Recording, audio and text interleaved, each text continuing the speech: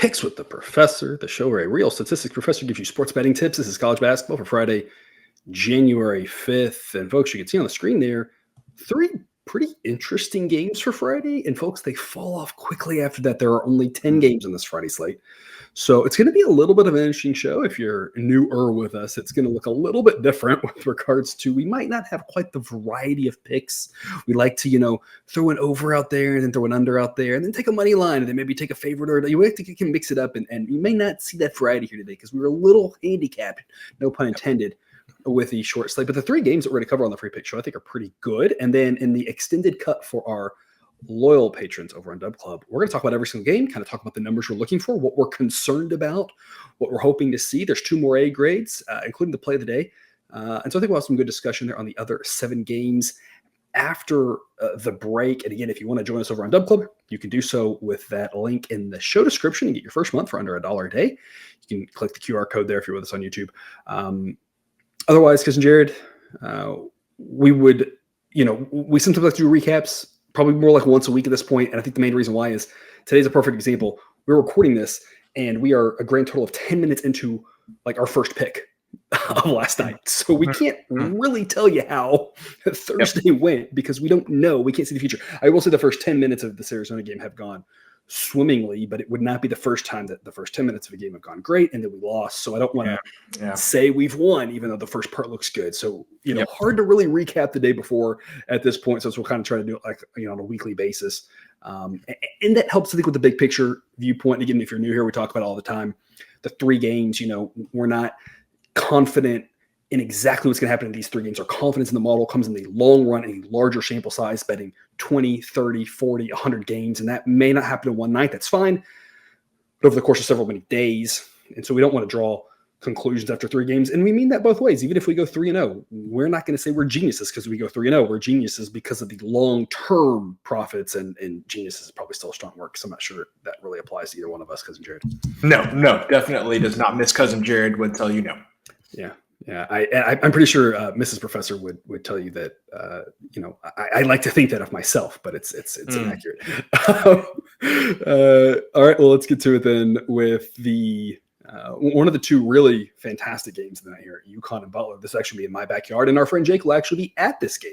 I would go, but obviously with baby Professor around, that would be a very bad life choice for marital bliss at home, especially because we also have a 3.5-year-old as well. So we'll not be going to this game, but just down the road from where Jake and I live here in Indianapolis, UConn team that is a little bit shorthanded, of course, without Klingon matters. I mean, he is very, very, very good. Should be coming back relatively soon. And that obviously boosts them a lot. Even without him, this UConn team is really good. Butler has been, I would say, surprisingly good, better than last year. Last year, it kind of felt like rock bottom with how bad that Butler team is. This year, they're much improved, especially on the offensive end.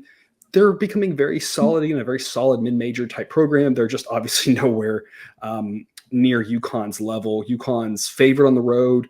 But we're actually here to talk about the total. UConn plays slow, but they're so good offensively, and Butler are so bad defensively that allows a lot of points to happen. One of the ways you can get a good over is pace and just possession, just a lot of shots at the hoop. But the other way that we like to talk about getting it over is just offensive efficiency. The downside of taking it over in a game like this, if that offensive efficiency falls apart, which has happened in a Creighton game, 4 times this year, it doesn't even come close. But hey, to be honest, if it doesn't come close, it's just one game. Who cares, right? Like if this game lands at 110, it doesn't really hurt us anymore than if it lands at 140, right? So if we miss that offensive efficiency, not a big deal. But with how efficient UConn is on offense, Butler being a much better offensive team than defensive team, we're expecting this to have a well above average number of points. Sports books are treating it like it'll be an average game. We think 151-ish on average, just as likely to land at the 150s, 140s. Makes over an A-grade play here. Cousin Joyce, tell us your thoughts. Well, you talked about how, Creighton and offensive efficiency and how that has let us down at times. The next game that we're going to talk about here, I'll tell you about a team that the sideline sees as the same as Creighton offensively, but very different results so far. What I like about this play is that it's at Butler, and I think that it's going to be a good atmosphere. I think Butler's going to stay in the game. If this were being played at UConn up in Stores. I think that you have the potential of Butler's offense maybe not showing up, but I feel like at home their offense is going to show up. Problem is UConn's offense will also show up, and not much of a contest between those two units. So I think Butler scores a lot of points. I think UConn probably scores more. So I like the over 143.5 here. I mean, this is quite a strong overplay. Yeah, I would agree with that and everything you said there. If this is up in Connecticut, you run the risk of one of those 80 to 50 type games that UConn's done a lot of over the last couple of years here with this incredible depth that they have, and where it just gets to be a sleepy last 10 minutes where the first half has 80 points in it because UConn's just destroying them, and the second half just dies. There's no one's carrying it, and it's over. And that could obviously happen here. UConn is that good of a team, but you're absolutely right. Butler's good enough at home. There's a decent chance they hang around. There's a reason the spread is single digits.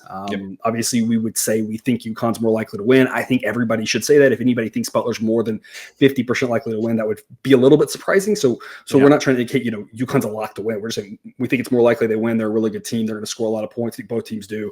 And that closer game should help keep it going throughout the whole game rather than potentially a last 10 minutes that just falls apart. So over 143.5 A grade pick here to start us off. And like you mentioned, it's a pretty strong A grade. The A grade threshold for this would be 146. So you have some wiggle room still to play this as an A grade. If you're playing anything a number or two above that, if it happens to go that direction, I never know where the line's going to go.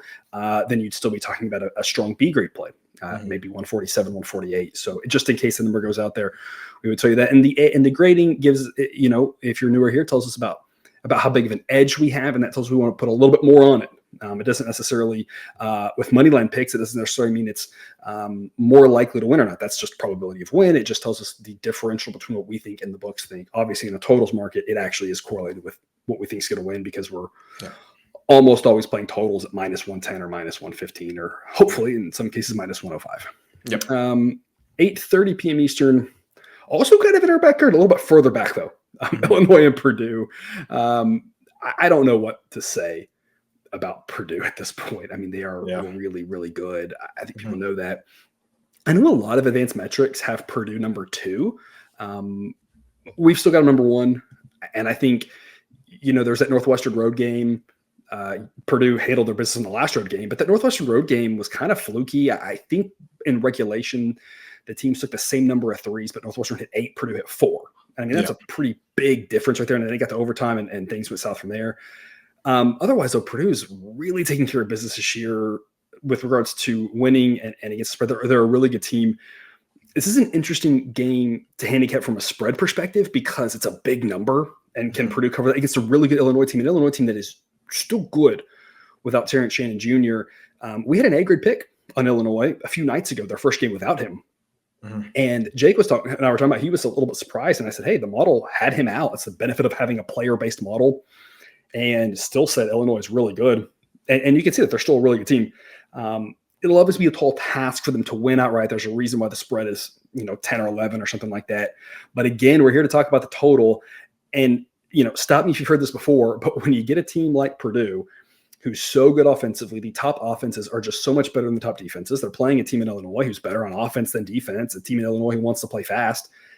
And a Purdue team that everybody's trying to speed up. And this year, for the most part, Purdue said, that's fine. We can do that. Purdue likes doing that, actually, which is kind of interesting, having their best player be a big guy. We project 160.3. That makes over 154.5. An A grade, 155 is your threshold for the A grade pick. So a little bit less wiggle room.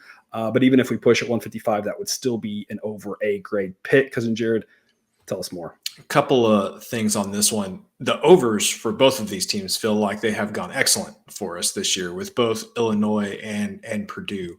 And so, this is just something that not only to sideline say that there's an edge here, but it's just something that your gut, for me, feels right too for this game to go over. Illinois, good offense. Definitely, like coming into the season, I did not anticipate their offense to be number 15 in the country. Maybe the defense would be about.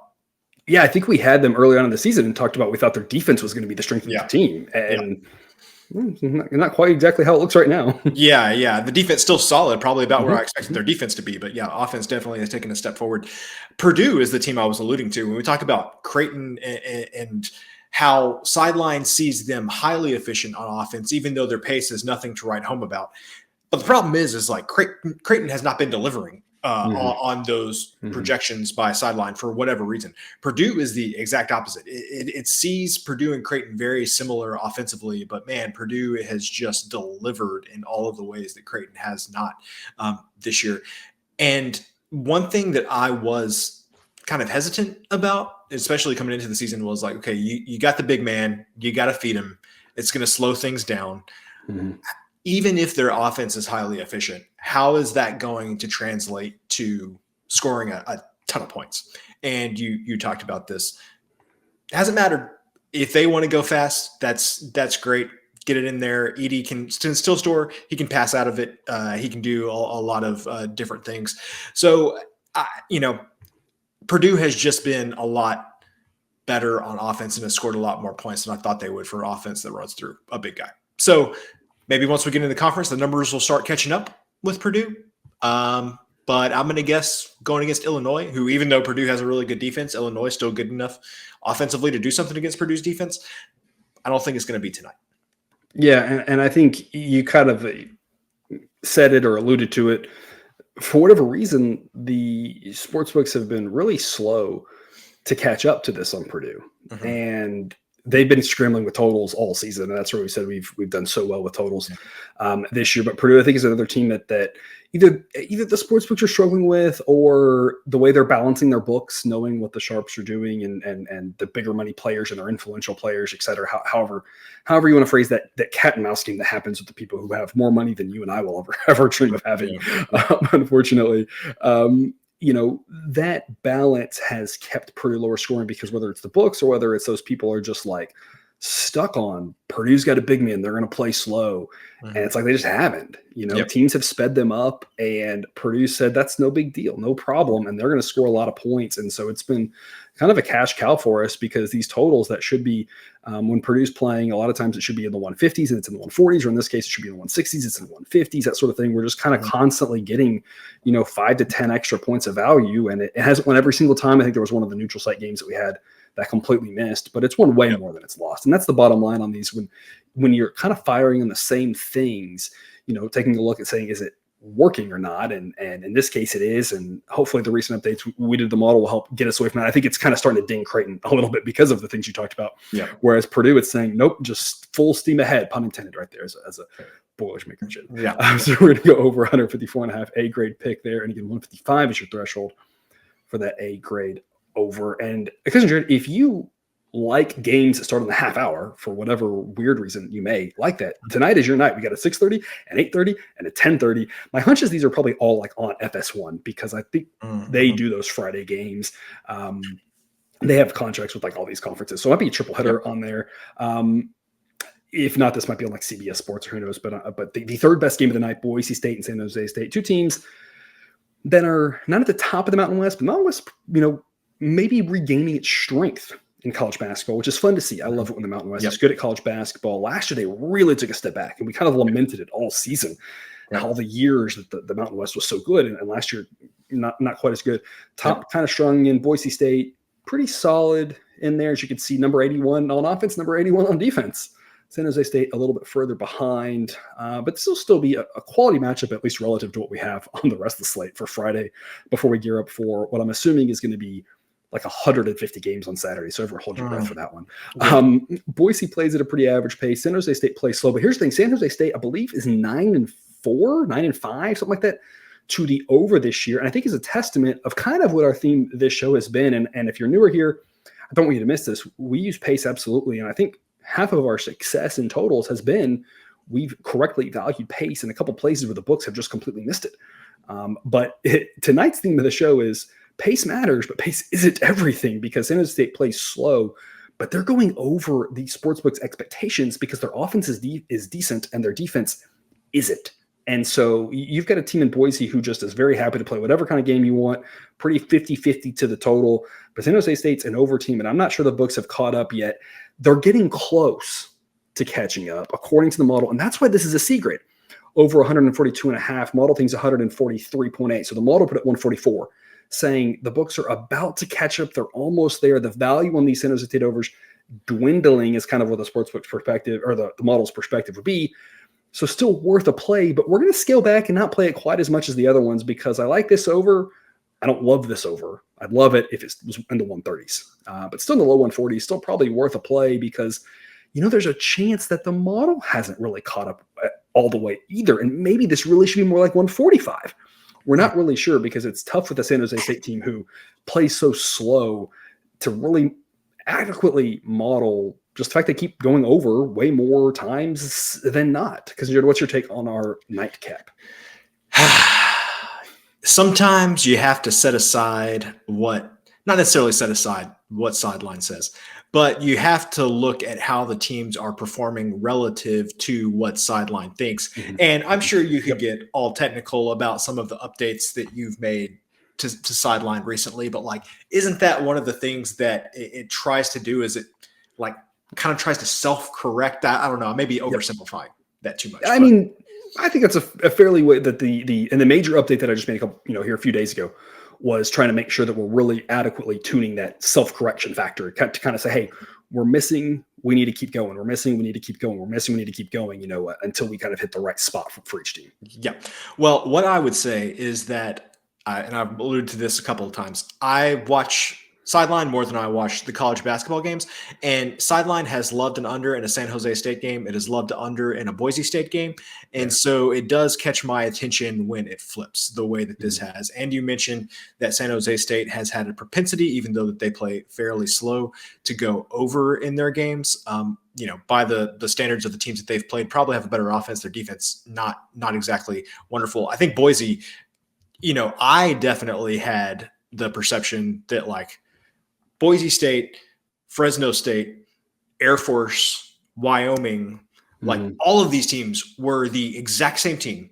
And that was super slow, meh on offense, good on defense. But the reality is that Boise State has a pretty good offense. They're not necessarily a slow team. They still have a pretty solid defense. So the combination of San Jose State's not great defense and Boise State's above average offense, I think that we can get there. And again, for me, this is about sideline kind of flipping on what it's kind of projected for both of these teams. Yeah, kind of saying hey, we got to keep going in the direction. It's admitting, and again, we talk about the model. All models are wrong, right? And so the model's never perfectly accurate. That's okay. That's not possible. What we're trying to do is get it directionally correct, right? Make sure we're going in the right spot. And the model's kind of looking at, especially with San Jose State, a little bit with Boise as well. Hey, we got to change our ways here. And I know the books have been having the same problem. They wouldn't prefer a team to be that lopsided to one thing or the other. They'd like to be able to peg it 50-50, put it right on the number every single time, of course. It's funny you mentioned Mountain West, and we talked a lot about this last year too, that last year teams started speeding up and it started to become a much more higher scoring conference, maybe even the end of the year before. But I remember whether it was 2 years ago or 3 years ago, we were doing these shows and it was we would do the late night Mountain West game on here, especially on a Tuesday night. And it was pick two teams and it was this game might be 58-52. Didn't matter who was playing. I was it was a kid one random Utah State maybe was going to score points. And everybody else was play slow, great defense. I mean, I'm pretty sure, and San Jose State or San Diego State, I'm pretty sure still did that last year in their run to the tournament. But most of that conference, Air Force hasn't, of course, but a lot of that conference is changed a little bit. It's hard to kind of change the perception there in our brains of that to realize these teams are maybe not quite as extreme as they were. San Jose State's still playing that same pace. It's just they don't have the defense to back it up. And that's, of course, one of the things we talk about in the bottom of the conference. They are, how do you handle that? What do you try to do to have success when you don't have the same talent that your peers do? And offensively, they're okay, but defensively, they struggle. And that's part of the reason why we think their games are going over, and this one can get over too. So over 142.5 C grade, 141.5 would be a B grade. And then, into the 130s, now you're talking about A grade. So if it were to drop, you would be able to get some A grade value. If it goes up too much, might be a small bit of value because, again, maybe the model's still not quite there. Maybe it should be 145. But at some point, if the number goes up, we're really running out of runway for where we think there's value on this pick. And as a reminder, while I may be preaching to the choir to a lot of you on this one, when we talk about the value of the pick like that, about a third of games are going to be way, way off one direction, a third way, way off the other direction. It's that middle third that are around the number. That's what we're trying to talk about, because you're going to win some of your picks easily and you're going to lose some of your picks easily. We don't sweat those. We sweat the ones that are close and say, did we get a good number? And that's what's going to make us money in the long run. And just as a reminder, if you're looking to get more information, more picks, some of the information we provide over on Dub Club, there's the cheat sheet here for Boise State and San Jose State. You get this for every single game, every single day, also in table form without the words. So it's easier to digest if that's what you like, color coded even, based off of the strength of the play. And as you can see here, we're projecting an average score of about 75 to 69 for Boise State. Better team on the road, slight favorites, tough one to peg on the side, but we think the over might have a little bit of value. And there is your recap. Again, you can join us on Dub Club for discussion about the other games, 2 more A grades, the play of the day. And we're going to cover every single game. So we'll give you some thoughts, some insight, what we like, what we don't like, what we're scared of, what we're not scared of, etc. Cousin Jared, before we get to that, parting words. 146 games-ish on Saturday. Full slate. The game I'm looking forward to most, Queens University at Kennesaw State. I will tell you right now. They can't make the number high enough. No, 165 over. 170 over. Yeah. There's going to be some good ones. And Southland Conference play is starting too. So there's going to be some crazy overs in Southland as well. So if I have any say in the production of the picks, which I do, expect to see at least a couple of overs on Saturday. All right, that sounds good. We'll take a 60-second pause. If you haven't watched the video, watch the video, give you a little bit more information. Otherwise, hopefully you're with us on Dub Club and see us on the other side. If not, we will see you tomorrow.